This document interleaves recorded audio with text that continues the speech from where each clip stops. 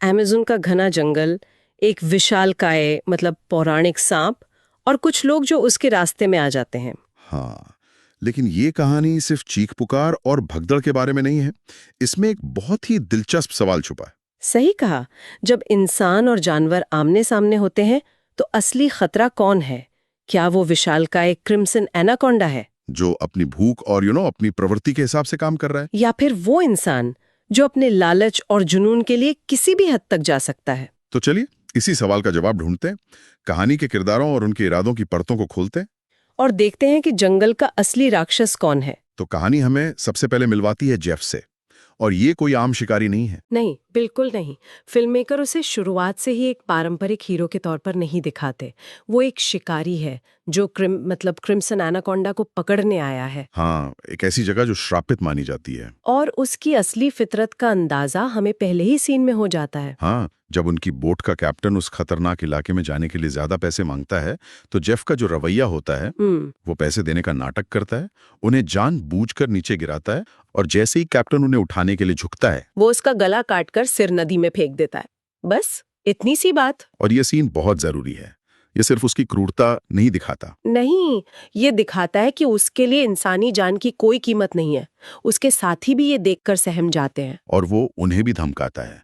उसके लिए लोग सिर्फ एक जरिया हैं अपने लक्ष्य तक पहुंचने का, एक टूल। वो प्रकृति पर जीत हासिल नहीं करना चाहता, वो उसे अपनी मुट्ठी में करना चाहता है। और उसका लक्ष्य सिर्फ एक है, पौराणिक क्रिम्सन एनाकोंडा।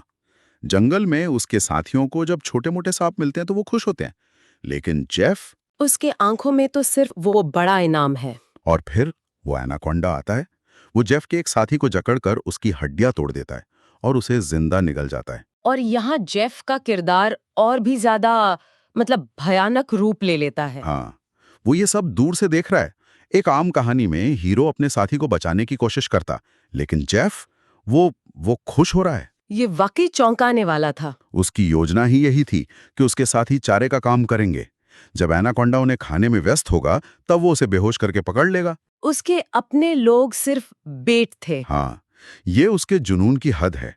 वो कोई वैज्ञानिक या खोजकर्ता नहीं है, वो एक वहशी है। उसके लिए एनाकोंडा एक प्राकृतिक अजूबा नहीं, बल्कि एक ट्रॉफी है जिसे उसे हर हाल में जीतना है। और इस जुनून ने उसे इंसान से एक शिकारी जानवर में बदल दिया है, शायद एनाकोंडा से भी ज्यादा खतरनाक। तो एक तरफ है जेफ का ये पागलपन, लेकिन कहानी हमें दिखाती है कि इंसानी अंधेरे का एक और रूप भी होता है, ठंडा, कैलकुलेटिव लालच। बिल्कुल। और इसके लिए कहानी हमें किरदारों के एक बिल्कुल अलग ग्रुप से मिलवाती है। हाँ, सीन कट होता है और हम एक सर्कस देखते हैं जो बंद होने की कगार पर है। कलाकार उदास है, उनका भविष्य अंधकार में है, और तभी एक हीरो की तरह एंट्री होती है बिली यांग की। वो पहले इसी सर्कस में एक मामूली कर्मचारी था, लेकिन अब वो रहस्यमयी तरीके से अमीर होकर लौटा है। और वो आते ही पूरे सर्कस को खरीद लेता है। वो सबसे वादा करता है कि वो उन्हें थाईलैंड ले जाएगा और वहां एक शानदार नया शो शुरू करेगा। सबके लिए वो एक मसीहा बनकर आता है। लेकिन उसका असली रंग नाव पर दिखना शुरू हो जाता है जब वो छिपकर किसी को फोन करता है और कहता है डिलीवरी तैयार है। ये बहुत एक क्लासिक तरीका है सस्पेंस बनाने का। हाँ, अब दर्शकों को पता है कि इन सर्कस वालों के लिए सिर्फ जंगल का खतरा नहीं है, उनके अपने लीडर से भी धोखा मिलने का अंदेशा है। सही कहा। अब उनके सामने दो तरह के शिकारी हैं, एक जंगल में घात लगाए बैठा है और दूसरा उनके साथ मुस्कुराता हुआ चल रहा है। और फिर इन दोनों दुनियाओं की टक्कर होती है। नदी में कुछ कंटेनरों की वजह से रास्ता बंद हो जाता है और बिली यंग शॉर्टकट के चक्कर में उन्हें बम से उड़ाने का फैसला करता है, जो कि एक भयानक गलती साबित होती है। बहुत भयानक। धमाके से वो कंटेनर फट जाते हैं और उनमें भरे हजारों जहरीले सांप उनकी नाव पर बरसने लगते हैं। ये सीन सिर्फ डराने के लिए नहीं है, ये दिखाता है कि कैसे इंसानी जल्दबाजी और लालच प्रकृति के संतुलन को बिगाड़कर एक आपदा को न्योता देता है। उन्होंने अपनी मुसीबत खुद बुलाई है। बिल्कुल। इसी अफरा तफरी में बिली यांग अपनी जान बचाने के लिए नदी में कूद जाता है। किनारे पर जब एक कोबरा उस पर हमला करने वाला होता है तो जेफ आकर उसे बचा लेता है। और पता चलता है कि जेफ एनाकोंडा से बचते हुए एक बक्से में फंस गया था और इन लोगों के धमाके की वजह से ही आजाद हो पाया। किस्मत का खेल देखिए। अब जेफ एक वाइल्ड एक्सप्लोरर बनकर नाव पर आ जाता है और सर्कस वाले उसे अपना रक्षक समझने लगते हैं। लेकिन लेनी नाम की एक लड़की को उस पर शुरू से ही शक होता है। और उसका शक तब और पुख्ता हो जाता है जब जेफ एक साथी जियाओ के कान से बड़ी आसानी से एक जहरीला सांप निकालता है। वो सांप जेफ को काट भी लेता है, लेकिन जेफ पर जहर का कोई असर नहीं होता। बिल्कुल। ये देखकर लेनी समझ जाती है कि ये आदमी कोई आम इंसान नहीं है। ये एक बेहतरीन डिटेल है। जेफ का जहर से इम्यून होना सिर्फ एक सुपर पावर नहीं है, ये एक मेटाफर है।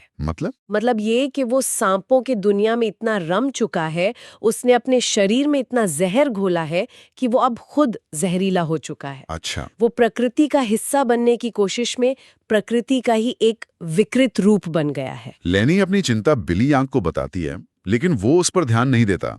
उधर जेफ बोट के कैप्टन को पैसों का लालच देकर एनाकोंडा के इलाके में चलने को कहता है। कैप्टन उस जगह का नाम सुनते ही बंदूक निकालकर साफ मना कर देता है। और जेफ का अगला कदम वही होता है जिसकी हम उससे उम्मीद कर सकते हैं। वो कैप्टन को मारकर उसकी लाश को चारे की तरह पानी में फेंक देता है। और चारा काम कर जाता है। हाँ, विशाल एनाकोंडा नाव पर हमला कर देता है। ये एक जबरदस्त एक्शन सीक्वेंस है। जेफ और एनाकोंडा की लड़ाई होती है, लेकिन एनाकोंडा सिर्फ एक माइंडलेस मॉन्स्टर नहीं है। एक सीन में वो कैप्टन की लाश को नाव पर सबके सामने उगल देता है। अच्छा, जैसे वो कह रहा हो, देखो तुम्हारा लीडर ये कर रहा है। शायद इसी लड़ाई के बीच केरोसिन गिरने से नाव में आग लग जाती है, जो वहां रखे बमों तक पहुंच जाती है और एक जोरदार धमाका होता है। सब लोग अपनी जान बचाने के लिए पानी में कूद जाते हैं। ऐसा लगता है कि जेफ आग में जलकर मर गया है और कहानी का विलेन खत्म हो गया। लेकिन असली ड्रामा तो अब शुरू होता है। हाँ, अब ये लोग बिना नाव के जंगल के बीचों बीच फंसे हुए हैं।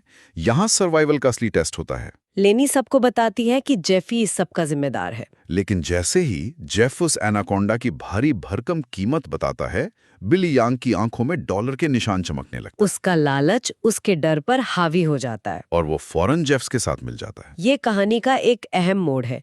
ये दिखाता है कि कैसे डर और मजबूरी में लोग एक शैतान के साथ भी हाथ मिला लेते हैं। बाकी लोग जेफ पे भरोसा नहीं करना चाहते, लेकिन तभी जेफ अपनी चाल चलता है।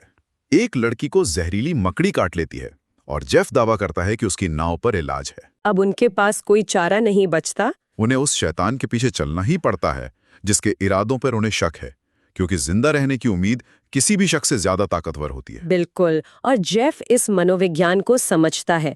वो उनकी कमजोरियों का फायदा उठा रहा है। वो उन्हें जंगल के खतरों से डराता है, जैसे पानी में मौजूद कीड़ों के बारे में बताकर, जो इंसान को पानी पीते पीते खुद को डुबाने पर मजबूर कर देते हैं। वो खुद को उनके एकमात्र रक्षक के तौर पर स्थापित कर रहा है, जबकि असली शिकारी वही है। और फिर रात में जब जेफ और बिली यांग अपनी योजना बना रहे होते हैं, तब हमें बिली यांग का असली घिनौना चेहरा देखने को मिलता है। हाँ, जब सर्कस का एक बच्चा उससे मासूमियत से पूछता है कि अगर हम सब मर गए तो थाईलैंड में सर्कस कौन करेगा, और इस पर बिली यांग का जवाब रोंगटे खड़े कर देने वाला है। वो हंसते हुए बताता है कि कोई सर्कस नहीं होने वाला। वो उन सबको थाईलैंड उनके शरीर के अंग बेचने के लिए ले जा रहा था। बच्चे, बूढ़े, जवान, सब उसके लिए सिर्फ एक डिलीवरी थे। अब सोचें उन सर्कस वालों की हालत। उनके सामने अब दो राक्षस हैं, एक जेफ जो जुनून में अंधा है और दूसरा बिली यांग जो लालच में अंधा है। एक के लिए वो चारा है, दूसरे के लिए माल। ये कहानी का वो बिंदु है जहां इंसानी शैतानियत जंगल के किसी भी जानवर से कहीं ज्यादा खौफनाक लगने लगती है। बिल्कुल। इसके बाद जेफ और बिली यांग सर्कस के दो लोगों को रस्सी से बांधकर एनाकोंडा के लिए चारे के तौर पर लटका देते हैं। लेकिन जंगल के अपने नियम होते हैं। हाँ, तभी एक दूसरा एनाकोंडा पेड़ के ऊपर से आता है और शिकारी को ही शिकार बना लेता है। वो बिली यांग को उठाकर ले जाता है। एक तरह से ये प्रकृति का न्याय है। जो दूसरों को चारा बना रहा था वो खुद चारा बन गया। इस मौके का फायदा उठाकर लड़कियां जेफ पर हमला कर देती हैं। हाथापाई होती है, गोली चलती है और वो जेफ को बेहोश करके अपने साथियों को बचा लेती हैं। लेकिन जेफ इतनी आसानी से हार मानने वालों में से नहीं है। बिल्कुल नहीं। वो होश में आता है, पर इससे पहले कि वो उन्हें पकड़ पाता, एक और एनाकोंडा उसे दबोच कर ले जाता है। तो ऐसा लगता है कि आखिरकार उन्हें छुटकारा मिल गया। लगता तो है। बचे हुए लोग भागते हैं, लेकिन हाथापाई में गोली लगने से एक लड़की की मौत हो जाती है। और फिर कहानी एक और जबरदस्त मोड़ लेती है। क्या? जेफ उस एनाकोंडा को भी मारकर वापस आ जाता है। ओहो। वो अब और भी ज्यादा खतरनाक लग रहा है। वो बचे हुए 3 लोगों, लेनी, जियाओ और बच्चे को पकड़ लेता है। और अब वो अपना आखिरी दांव चलता है। हाँ, वो उन्हें असली पौराणिक क्रिम्सन एनाकोंडा के लिए चारे के तौर पर बांध देता है। और उसका जाल काम कर जाता है। इंसानी खून की गंध सूंघकर आखिरकार वो विशालकाय लाल रंग का क्रिम्सन एनाकोंडा अपनी गुफा से बाहर आता है। वो इतना खतरनाक था कि जंगल के बाकी एनाकोंडा भी उसे देखकर भाग खड़े होते हैं। ये अंतिम टकराव है। जेफ की सालों की मेहनत, उसका जुनून, सब कुछ इसी एक पल के लिए था। जेफ जाल की एक रस्सी खींचकर उसे फंसा भी लेता है, लेकिन वो कोई आम सांप नहीं था। क्रिम्सन एनाकोंडा इतना ताकतवर था कि वो अपने नुकीले दांतों से लोहे के जाल को ही काट देता है और खुद को आजाद कर लेता है। यहाँ प्रकृति की शक्ति इंसानी योजनाओं पर भारी पड़ती है। बिल्कुल। जेफ ने सब कुछ नियंत्रित करने की कोशिश की, उसने हर चीज की योजना बनाई, लेकिन वो इस जानवर की असली ताकत को कम आंक रहा था। और इसी कश्मकश में जेफ खुद अपनी ही रस्सी में उलझकर 2 पेड़ों के बीच फंस जाता है। और अब क्रिम्सन एनाकोंडा उसके सामने था। एनाकोंडा उस पर हमला करता है, उसे जकड़ता है, उसकी हड्डियां तोड़ता है और उसे जिंदा निगल जाता है। ये काव्यात्मक न्याय है। जेफ का अंत उसी जुनून के हाथों होता है जिसके पीछे वो भाग रहा था। जिस चीज को वो काबू करना चाहता था, उसी चीज ने उसे हमेशा के लिए खत्म कर दिया। इस बीच वो छोटा बच्चा हिम्मत दिखाता है। वो अपने दांतों से रस्सी काटकर खुद को और बाकी दोनों को आजाद कर लेता है। वे भागते हैं, लेकिन एनाकोंडा उनका पीछा करता है। और जैसे ही एनाकोंडा उन पर आखिरी हमला करने के लिए अपना मुंह खोलता है, वो जेफ की ही बिछाई हुई एक नुकीली तार से टकराता है और उसका सिर धड़ से अलग हो जाता है। वाह, ये तो विडंबना है ना? जेफ का जाल, जो उसने एनाकोंडा को पकड़ने और इन लोगों को मारने के लिए बिछाया था, अंत में उन्हीं लोगों की जान बचाता है। उसका बनाया हथियार ही उसका विनाश भी करता है और दूसरों का उद्धार भी। तो ये कहानी एक विशालकाय सांप के शिकार से कहीं ज्यादा गहरी है। ये इंसानी फितरत के सबसे अंधेरे कोनों की पड़ताल करती है, जुनून, लालच और धोखा। बिल्कुल। तो इस सब के बाद आखिरी सवाल यही रह जाता है कि असली राक्षस कौन था? वो क्रिम्सन एनाकोंडा जो बस अपनी प्राकृतिक प्रवृत्ति का पालन कर रहा था, या जेफ जिसका जुनून उसे हैवान बना चुका था, या फिर बिली यांग जिसका लालच इंसानियत से कोसों दूर था? ये कहानी हमें ये सोचने पर मजबूर करती है कि कभी-कभी सबसे बड़े और खतरनाक राक्षस घने जंगलों में नहीं, बल्कि हमारे बीच इंसानी शक्ल में ही छिपे होते हैं।